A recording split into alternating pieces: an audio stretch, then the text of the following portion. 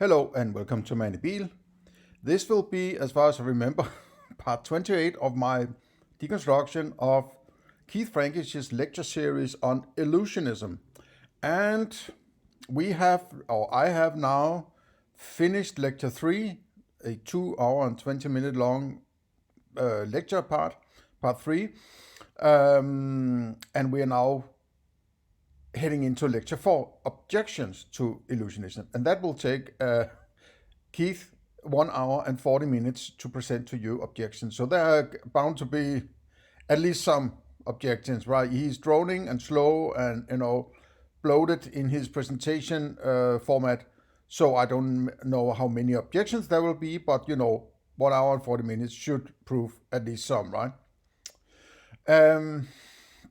Maybe I should round off the last part I did, the last set of parts that ended with lecture 3, that I really don't understand how he can think for himself that he has actually got a philosophy here. As I pointed out, it seems like he's saying, my car is not a bicycle, or the sound of the engine of the motor is not the motor, and therefore I prove that there's a car. It seems to me like it's indirect proof of whatever philosophy you are adhering to by saying, my philosophy is not this, right? I am rejecting qualia, therefore I have a philosophy. It doesn't work, in my opinion. These kind of pet subject philosophies are ridiculous, right? It's like I can prove that I have a philosophy by arguing for something or arguing something away, right? And it creates all these kinds of isms in philosophy. Well, I guess it's nice that you have a label you can put on your philosophy and say, I am this kind of philosophy. But on the other hand, all these isms to me are merely pet subjects that has been elevated to some kind of complete philosophy. And that's ridiculous, because your philosophy is not about presenting answers to particular little smaller or larger problems, let's say, right? It is getting a grip on the whole thing, everything, basically, right? And your own grip. You can't read your way to philosophy, right? You need to have a philosophy, at least of your own, before you can even start to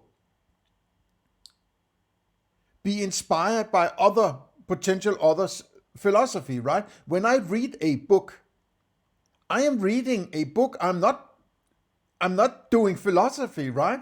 Philosophy is a kind of thinking, right? And if I read a book and there's some arguments there, or statement that this person who apparently wrote this book have this kind of philosophy.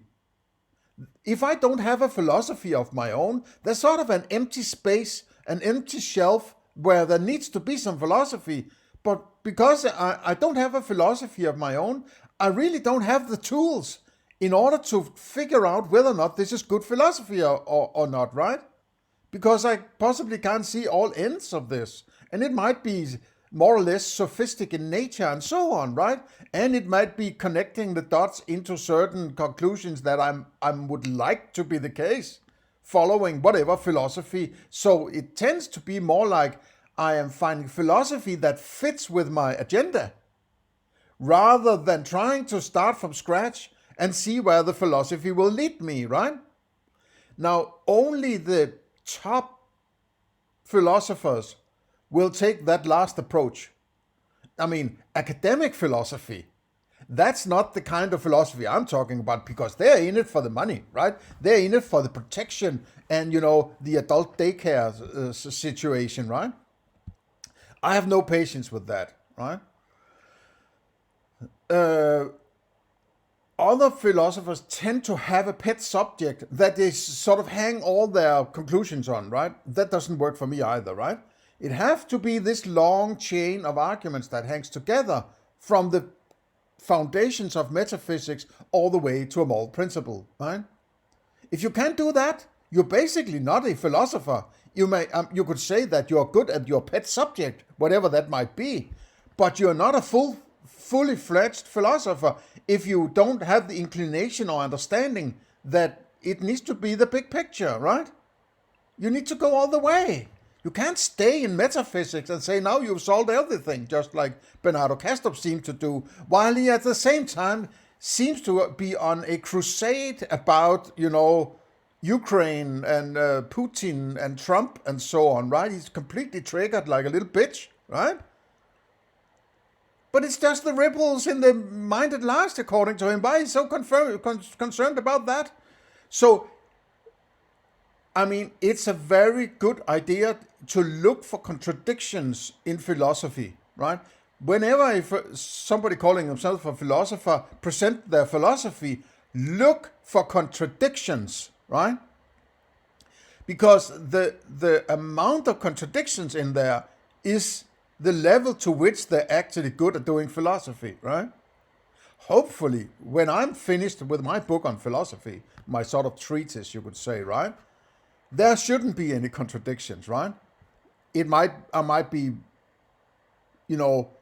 mediocre at, formulating my philosophy so that it may sound like there are contradictions, and there might be contradictions. I hope not, but, there might be a version 2 after that, right? There where I need to correct my philosophy according to whatever. But there shouldn't be any contradictions. And if you choose the right path from the start, you should basically, the algorithm, you could say maybe, of your philosophy will avoid you ending up in contradictions, where you sort of basically implicitly contradict your own philosophy. And that's why I'm saying, okay, well, fuck off, man. I'm not going to take this seriously, right? And like in Keith Frankish's case, he's basically spending 10 hours of qualia here to tell me about how qualia are illusory, right? Or should be treated as illusory, apparently, right? So he is using 10 hours of qualia video to tell me that qualia is an illusion, right? You get the contradiction there, right? And he can't even see it, right? He can't even see there is any problem there, right? So it's just like you have to encompass your actions so they don't contradict, or your philosophy cannot contradict how you behave, right? If it does, there's something wrong, right? You have to adapt your philosophy to how you behave or how you function, right? I mean, you can't change by thinking the way things are working. The way things are working is the way they're working. Now I can talk for myself. I don't know how everybody else works. But if I'm working this way and I'm describing it how I'm working, then I can extrapolate that and make an axiom that says I'm going with the axiom that other individuals like me are working in the same way. I can't get to it, but I can axiomize it, right? And if you don't agree on that axiom, fine, go somewhere else, or I'll go somewhere else, right? That doesn't have to be one philosophy. That doesn't have to be one philosophy, right? You can have several philosophies, and as long as they're not contradictory, right, they're fine. Insofar as they, are, internally coherent and so on, right?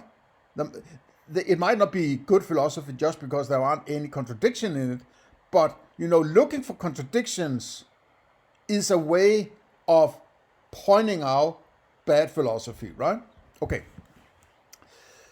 So that's sort of my takeaway from that one. I think it's incredibly bloated, the way he presents an argument in lecture 3 for illusionism, that is sort of after 2 hours he says, okay, so that was the debunking argument or whatever he called it, right? said, okay, no, I wasn't even aware that now we were getting to it was sort of an introduction in 1 hour and 40 minutes and then an argument, and then all of a sudden it comes sort of out of the blue, right? So you're left kind of having to piece things together afterwards. It's like if you wanted to, if you're like,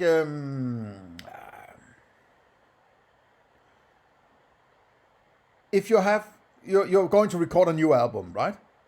And you have 200 songs, right? And you put every single song on that album, and it will be a album with 10 records, right? A 10 record album, right? And yeah, there might be some good songs in there, but I bet you most of it is going to be filler, right? So why don't you just make one single album that gets to the point, rather than having 200 songs where most of them sound alike, right? And just a small variation over the same theme and so on, right? So cut to the bone, get to a single album and release that so people understand where you're coming from.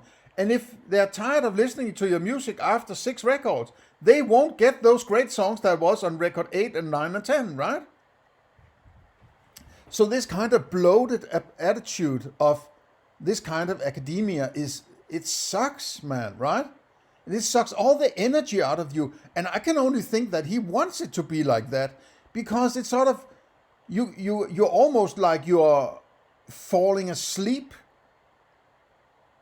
right? And then he sort of slowly pulls the enthusiasm out of you, rather than sticking to the point, getting to the point, and so on, right?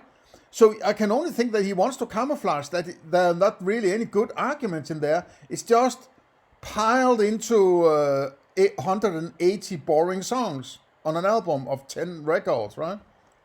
Okay. Let's head into the lecture 4 and see what he has to say about the objections to illusionism, right? So,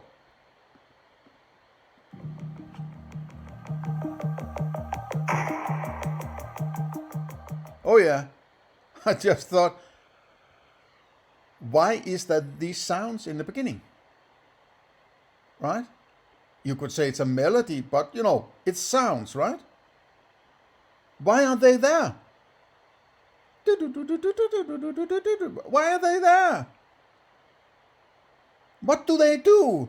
You are adding qualia to this presentation that has no apparent function. Right? But you must have an idea that there must be some kind of function in this, that the qualia is useful for some end, right? The qualia of this weird psychedelia is, pulling a rabbit out of the illusionist hat or whatever, right? Well, why is that melody there? You don't need it. Just get to the fucking point, man, right? Why do you need to create these additional qualia? It's against your whole argument, right? Oh. Hello, I'm Keith Frankish. Welcome to the 4th lecture in this course on the illusionist view of consciousness. This lecture is called Objections to Illusionism. So just to remind you of the plan of the lectures, I started by introducing the problem of phenomenal consciousness. The idea is that having a conscious experience involves being acquainted with private mental qualities, qualia, phenomenal properties, which seem quite mysterious and hard to explain in scientific terms. And I explained that I mentioned various responses to this problem, including the illusionist response, which is to deny that these private mental qualities are real. They're a kind of illusion, an introspective illusion. Then in the next 2 lectures, we looked at some reasons for adopting the illusionist view. In lecture 2, we looked at the case against the realist view of phenomenal consciousness, the view that these private mental qualities do exist, and that having a conscious experience involves being mentally acquainted with them. And we saw that there are some significant difficulties for that view. Why do you need to recap, to get to the fucking point, man. The lecture series is long enough already, right? It's like, do you think we're stupid, right? And you could show the picture, and then I could pause the screen, and it sort of, you get a, oh, this is where we're going, right? And it might even point to a weakness in your lecture there. It's so bloated and droningly long that you have to recapture what the hell you're talking about just to make sure that people are still on track with it, right? God is in knowing what one's own qualia actually are. Then in lecture 3, we looked at some arguments, some positive arguments for illusionism, for some reasons for thinking that illusionism offers a better theory of consciousness than realist alternatives. Okay, but during the course of that, some objections to illusionism, I'm sure some objections to illusionism have occurred to you, and certainly they've occurred to many philosophers. And so in this lecture, we're going to look at some of those, and I'll try to indicate how the illusionist would respond to these objections. So let's begin with a very basic objection, which I've called the denial objection. I think for many people this is the basic issue. They think this objection alone is sufficient to write off illusionism as a possible theory. But it's not a theory. I mean, how can this thing you're experiencing is not valid, is an illusion? How can that be a theory? A theory is about an explanation of how things came to be, right? Then you can't have a theory about qualia being an illusion. That's not a theory, right? That's just a rejection, right? If you have a road and, a badger is walking across the road and you're saying, well, badgers are not a part of the road. So now I have a theory about roads. No, you have a delineation, what it means to be a road, but you don't have a theory of anything because by rejecting something, right?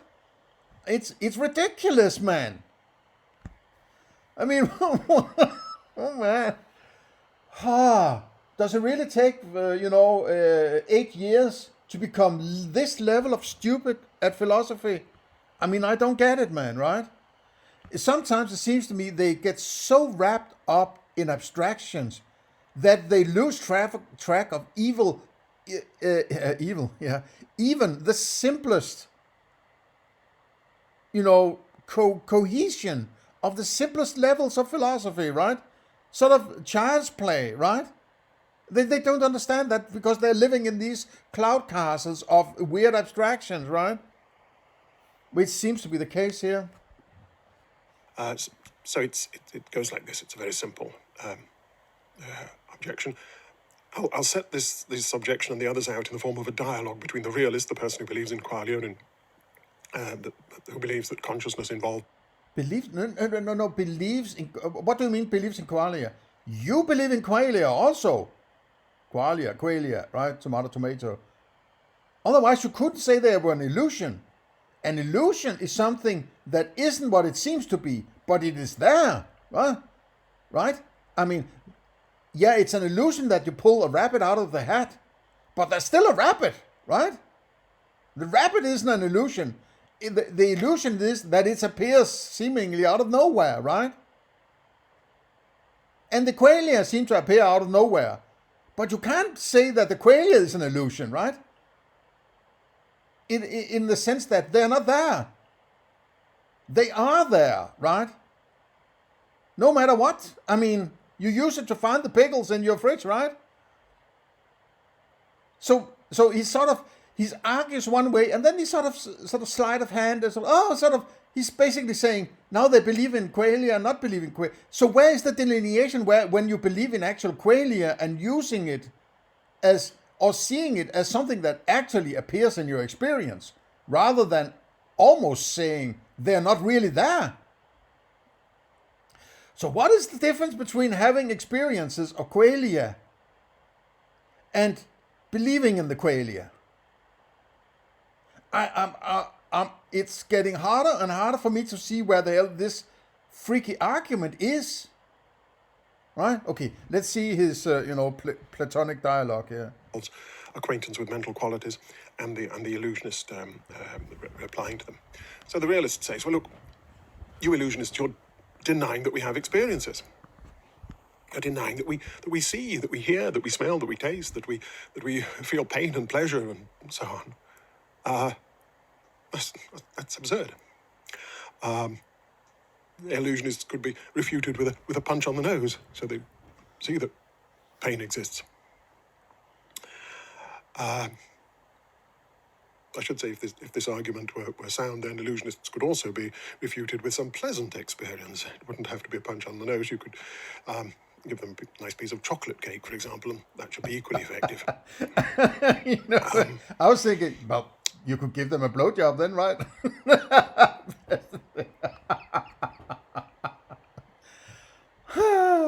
Sometimes I feel like, Amadeus of philosophy, right? I'm the ferile child of philosophy, right? If you've seen the movie Amadeus about, Salieri and Mozart, right?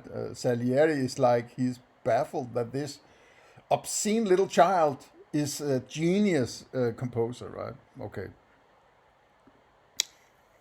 So what does the illusionist say in response? Well, they say something like this, that we need to distinguish two concepts of experience. Why do we need to do that? Right? Two concepts of experience. Well, an experience of qualia is not a concept of qualia, right? It's again this, now we are going into the abstractions, right? Now we're creating all sort of abstractions that we can pull left and right as we see fit, because we have detached ourselves from the direct experience, right? And as soon as philosophers do this, right, look for it, right? Look for this detachment of direct experience, right?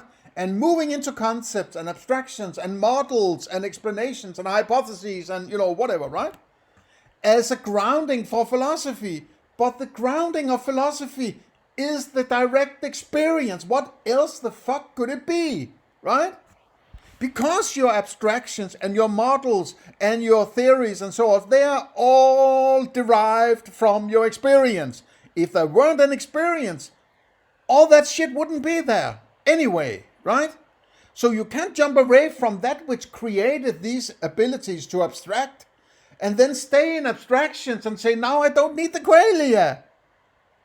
It's ridiculous, man, right? First of all, a functional concept of experience. This is the... There they are again. Can't you just explain things without showing these weird... Oh, man, right? Oh, man, I'm getting a fucking stroke. This guy is too much, man, right? No, as I said, to cut it short, I'm, taking a step ahead of his explanation here, because it seems to be he's going into all sorts of shit, right? To keep it long and winding. No, he's not rejecting qualia, but he's rejecting any function of the qualia, if anything, right? He's not rejecting that you're having qualia. He's having qualia, apparently, right? And if he's referring to qualia, I said they are like this, and I have the same kind of experience. We can't get to each other's experience, in my opinion. Problem of the minds, as it's called. Zombie problem, whatever. But even illusionists are not rejecting qualia. They're just saying they serve no function. You can't use them for anything because everything is already settled. It's just a weird after effect, right? Like appendices in your tubes in your stomach, right? There's an appendix. It's there. It's just, it serves no function. The only thing is you can get very sick if there's an infection in it, right? But it serves no function. It's sort of a dead end halfway between A and B in evolution, right? So just like that, the qualia are just a weird sideshow effect of whatever else is going on in that bigger picture, right? Now I'm not trying to explain because it's a bad argument, this, right? Because he is moving the pieces around, so it looks like these qualia are just sticking out like this appendix, right? As he showed, I don't remember, danglings or something like that, right? As if it's just sticking out of this structured, layered, reductive, scientific, whatever, right? That's incorrect way to put it together, in my opinion, right? It starts with the qualia, and everything comes from that, in my opinion, right? So, I mean, if there's anything to evolution would then, by far, but by millions of years, have eliminated all this that could potentially mislead you, apparently, right? Because he needs to sit there and tell me I shouldn't take it seriously. Implicitly thinking that people are taking it seriously, right? Like people telling you you don't have free will, right? So they need to tell you that you don't have free will, but if you don't have free will, why do they need to tell me, right?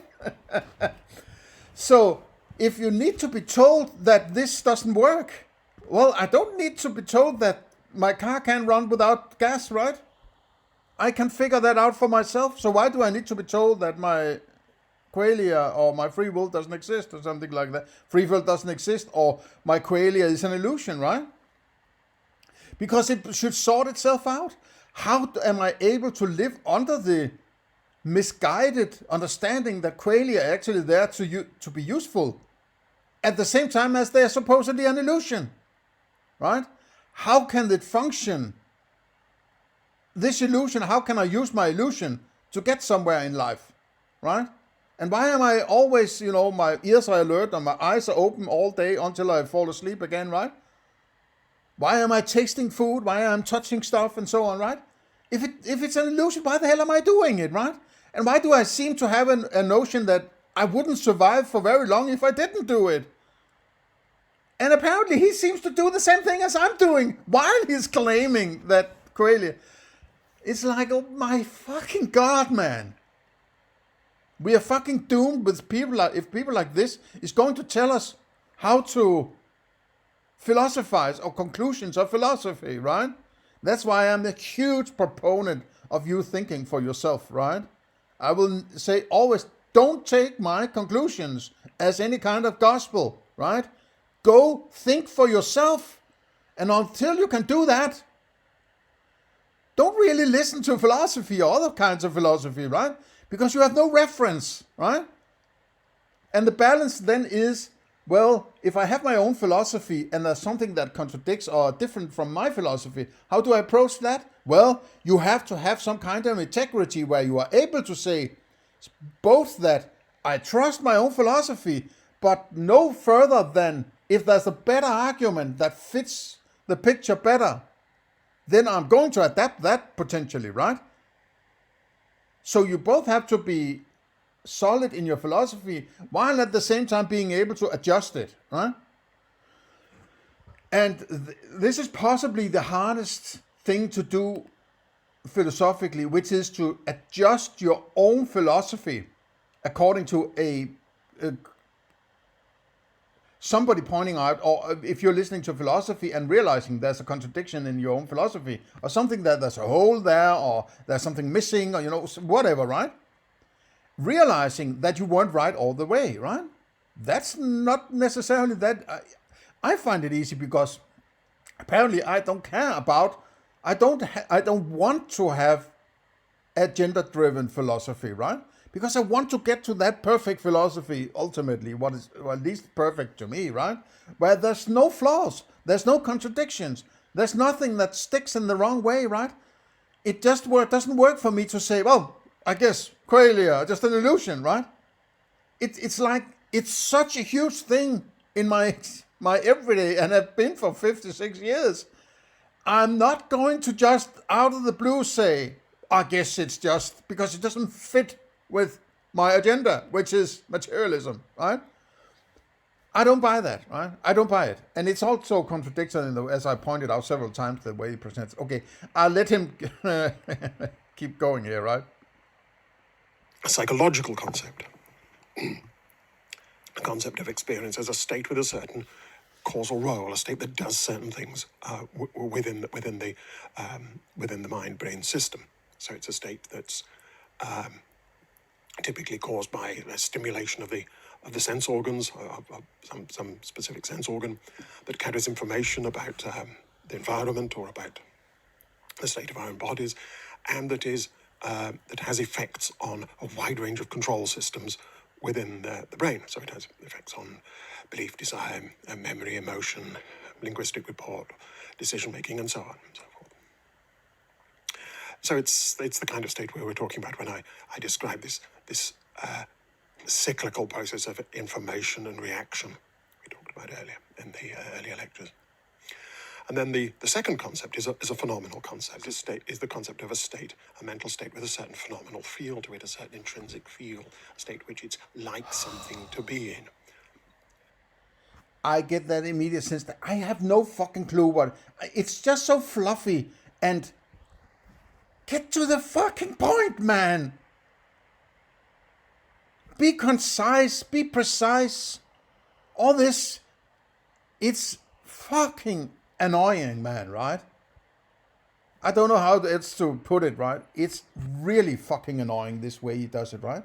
Distinguish two concepts of experience. A psychological experience. Well, the psychological can't be qualia, right? So if you're talking about qualia being an illusion, you cannot, I mean, it's like, if you're saying the moon is an illusion, and then you're saying, well, when I take a photograph of the moon, there's a photograph of the moon. Yes, but the photograph is not the moon, right? The psychological effect of the qualia is not the qualia. It doesn't argue for anything about the qualia. You can argue about the moon from a photograph of the moon, right? The phenomenal, okay, that's the light from the moon then, right? It's a phenomenal feel. What's a phenomenal feel? You're just adding words to the same. You're making you're begging the question here, right? You're just saying red is a phenomenal feel, but it's just another word for the same thing. You're not explaining everything, just piling words on top of it, right? You can't explain red. That's why I think it's the best argument for why it's the reduction base of philosophy, right? Certain phenomenal, a state with a certain, not in epistemological certainty, but a sort of a particular, which is a synonymous word in this context, right? So a state with a particular phenomenal feel, right? So he's piling 4 new words on top of the color red, right? As if that explains anything, right? It doesn't. These are just abstractions and, words, right? And then he thinks that because I have attached these words to it, these words actually describe redness. So no, I no longer need redness because I have state and certain and phenomenal I feel, right? No, you're not explaining anything. You're just piling words on top of another word which you can't define, right?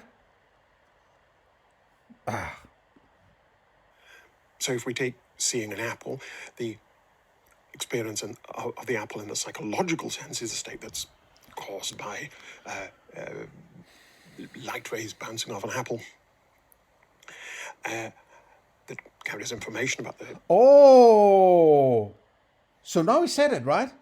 Light waves bouncing off an apple. Okay, so if it has bounced off an apple, then it cannot fucking be an apple, right? Bouncing light is not apple. So if you need that light to enter your eye and somehow manifest in your brain as some kind of presentation, it will only be at that point you have anything to say about what the fuck might be going on, right? And what you had to work with was Light bouncing, right? Bouncing light is not apple. Bouncing light is not anything outside, because it would have to enter your eye and manifest somehow within your mind in order for you to have anything to say, right?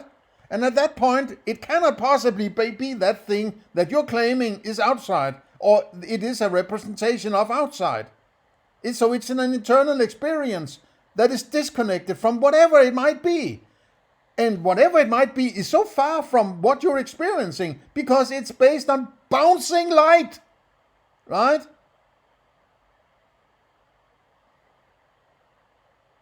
If I touch an elephant, right?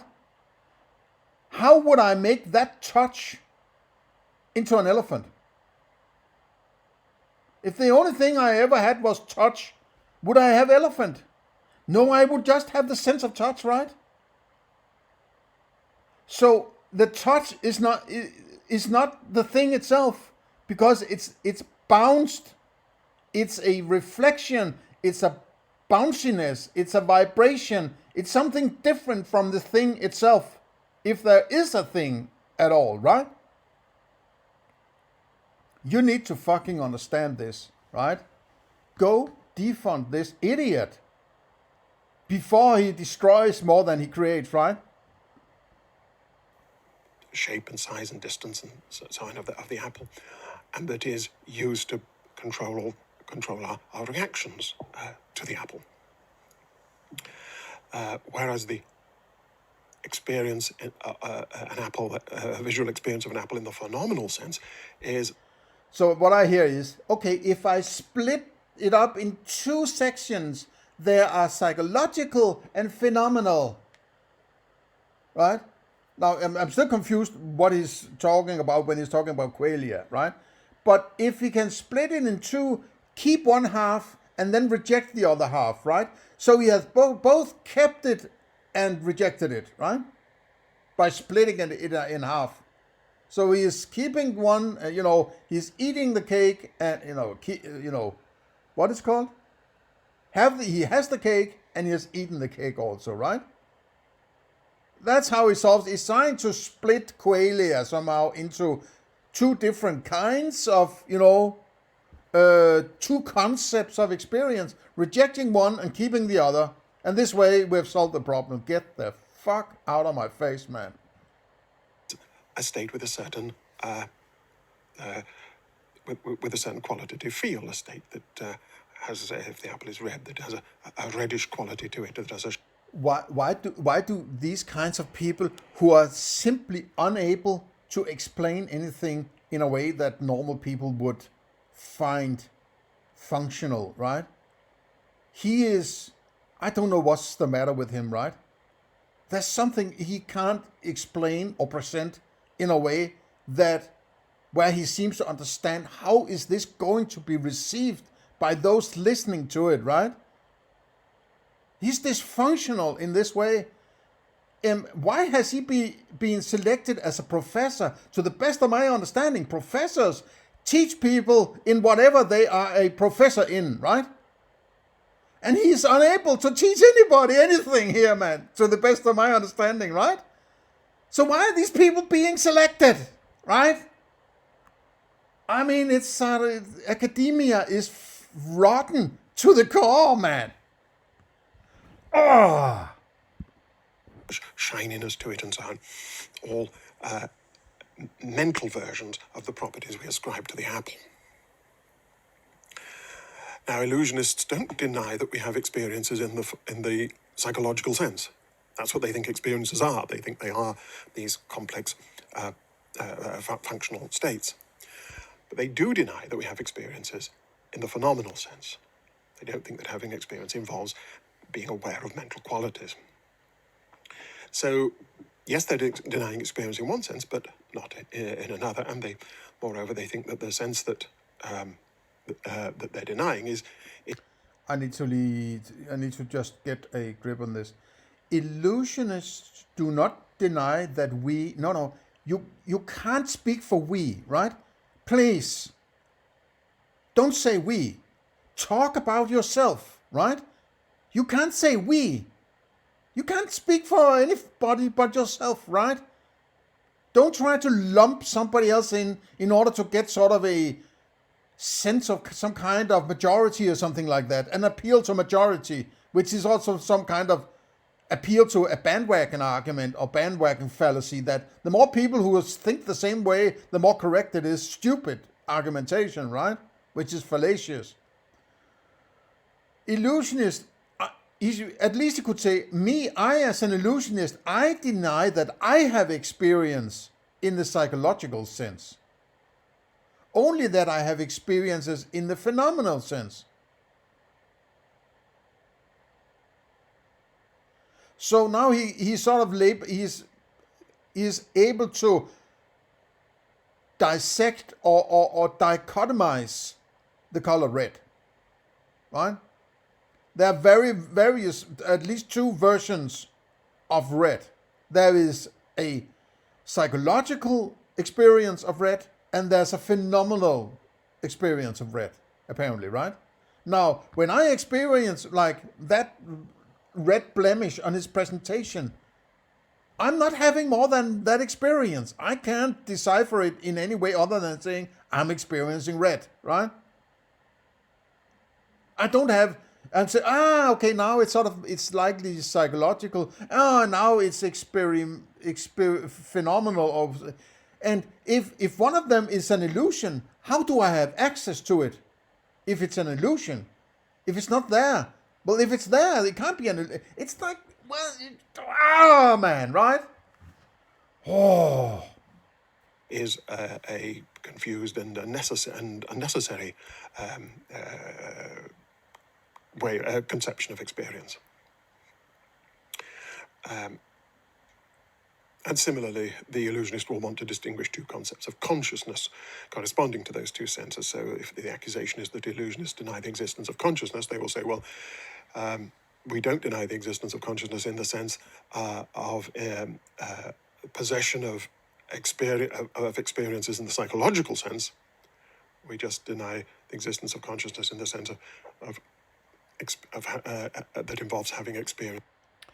Okay, so when you're going down to get some pickles, I suppose that you haven't, made them yourself, right? So can you get pickles without using qualia, right? And you would possibly say no, right? And is that why you are splitting it up so you can both reject it and use it at the same time, right?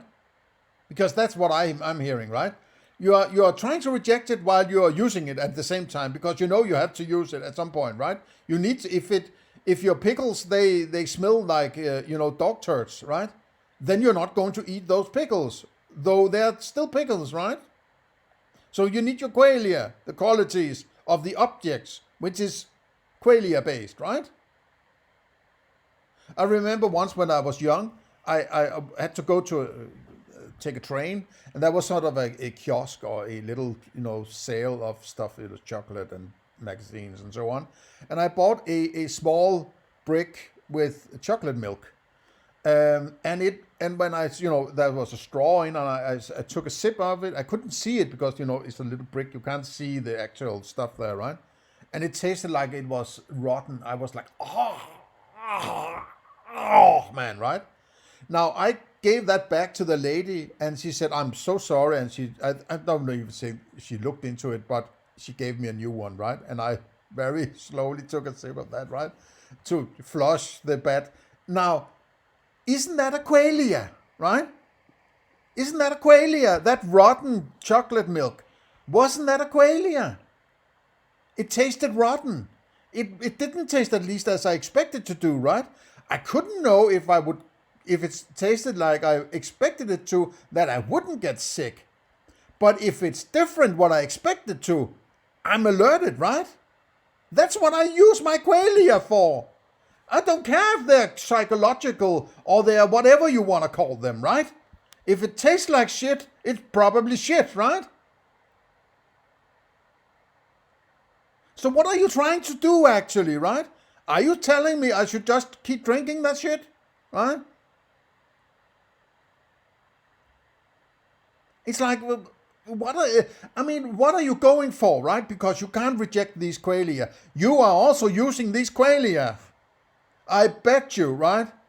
Now, I can't prove it, right?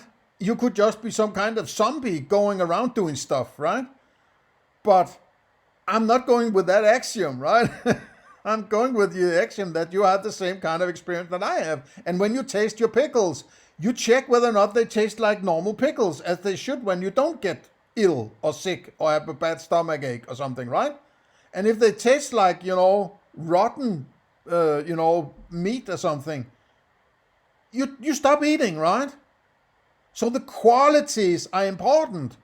First of all, to objectify the world or cognize whatever it is you need to cognize. For instance, a jar of pickles, right? And then the qualities get important to make sure that you don't get sick or, whatever the selfish gene wants to, select women with big breasts or whatever, right? The quality of the object, so to say, right? So I just don't buy this. It's stupid and ridiculous because it goes against what I would expect the way he functions and the axiom I'm working from, that is that he has the same kind or same type, maybe not exactly the same experience, but the same kind of experience. When I experience red, he has a similar kind of experience that he calls red, right? Which is significantly different from the smell of coffee, right? Right, which is also an experience, but it's different than a color, right? Okay. Experiences in the phenomenal sense. Okay, now the realist will probably come back and say something like this. Our everyday concept of experience is precisely the phenomenal one. When we talk about having experiences, we mean experiences with an intrinsic phenomenal feel to them, with a what its likeness to them. That's what. But don't call it what is likeness. You are sort of piling all sort of synonymous words in order to get away from describing qualia. This feels very sophist to me, right? So just using various different words, what is likeness? No, why don't you just call it qualia? I don't care about what is likeness. Refer directly to what you're talking about, right? Don't manipulate me with these words. And I'm up in arms at once as soon as people start to use synonymous words in order to that have a slightly different connotation or something like that. And then because it has this slightly different connotation, all of a sudden they have proved something differently because this word has this meaning. And they were just attaching that word to something else and thinking they have explained anything, right? I mean, you can't explain everything just juggling words. That's not philosophy. It has to be grounded in something that you can experience, right? That's what we mean. That's what we're talking about. And you illusionists are denying the existence of experience in that everyday sense. Okay, so the illusionist is going to come back with something like this. Look, first of all, how people ordinarily conceive of experience and of consciousness is a matter for empirical... Get the fuck out of my face, man, right?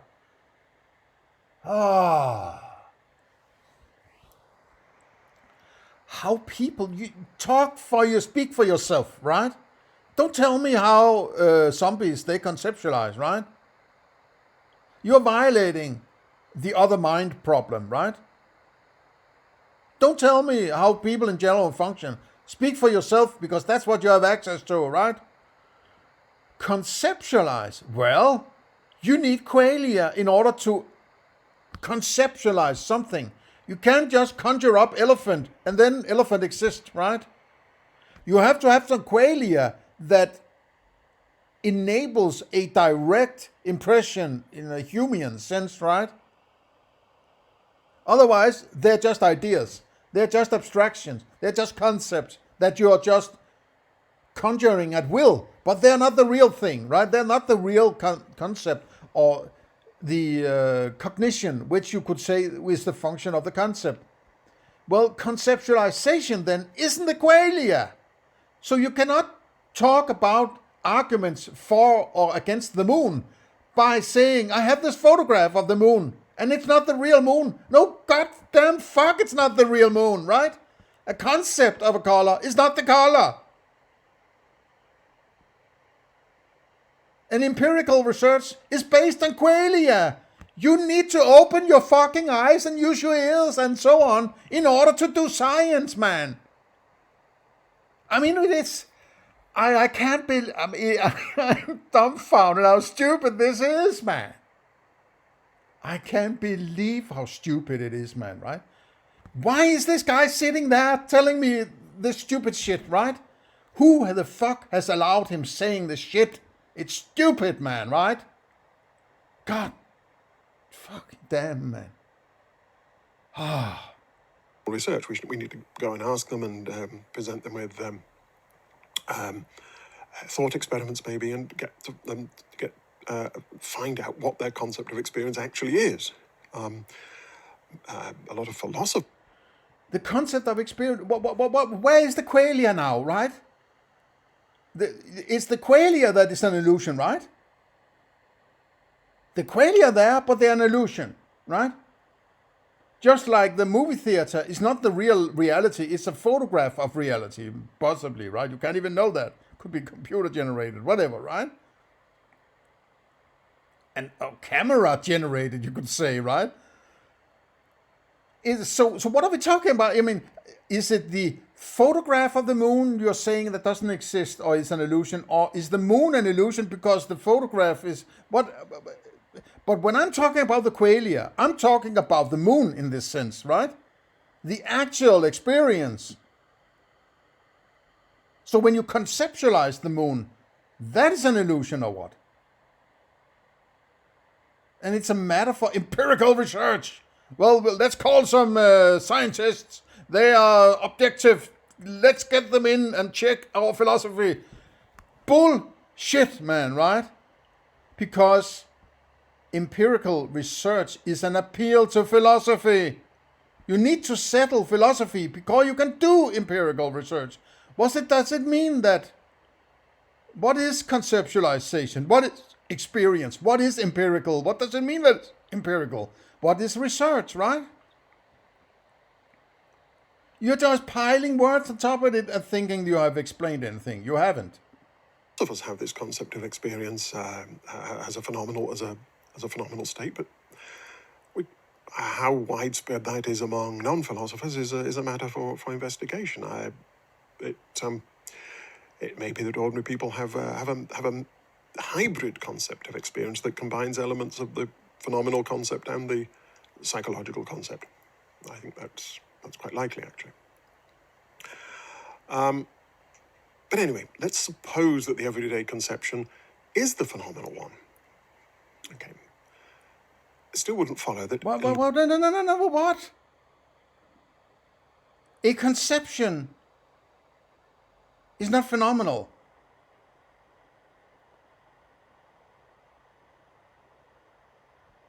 I mean, what are you saying?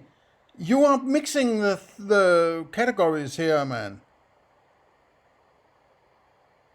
But illusionism can't be false. It's not a proposition. It is not a proposition. Illusionism is philosophy. It can't be false or true. It's not a proposition. Only propositions. And propositions must be some reference to reality. Or experiential reality, or whatever you want to call it, right? You are mixing the terms here. You don't even understand basic philosophical terms and how to use them, how not to use them, right? A conception, is it based on phenomena?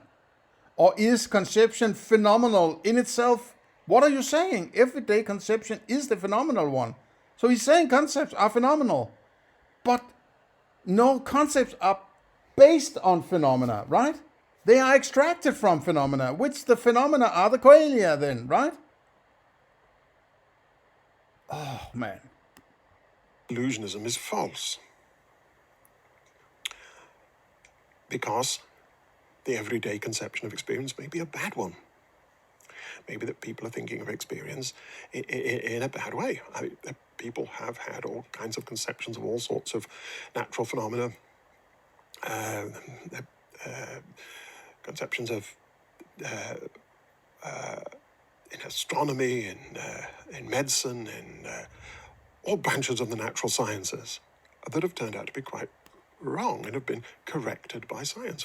Science frequently corrects our everyday conceptions of things. I mean, here's a diagram of the ancient model of the cosmos that some people had, with the Earth in the center there. Holy fuck, man. Now he's going into astronomy, right? It's ridiculous. Ridiculous. Can you get to the core of this? You need to be more stringent in your way of presenting arguments. This doesn't work. Science frequently corrects Science doesn't do anything. People do something, right? People claiming to do science come and correct us. Science doesn't arrive to knock on your door and say, hello, I'm science. I'm going to correct you. Right? That's not how it works. I know it's a figure of speech, but still, right? Be more precise in your formulations here. Who gives a crap what people thought about you? The science is basically say, I have a theory of how things work and it hasn't been refuted yet. That's what science does, right? That's what using the principle of science does. It says, I have an explanation and people haven't rejected it yet or found evidence that should reject this principle, right? Or this explanation. But it doesn't prove that it's right just because it hasn't proven wrong yet, right? And rotating around it, crystal spheres to which the planets and the fixed stars were attached. And some ancient astronomers thought that the stars themselves were actually holes in the spheres through which a fire beyond them shone. Okay, I have to stop. I thought as I expected, apparently. Even getting to a simple presentation of for and against in this, apparently, a dialogue, which it isn't. It's unbelievably stupid, this.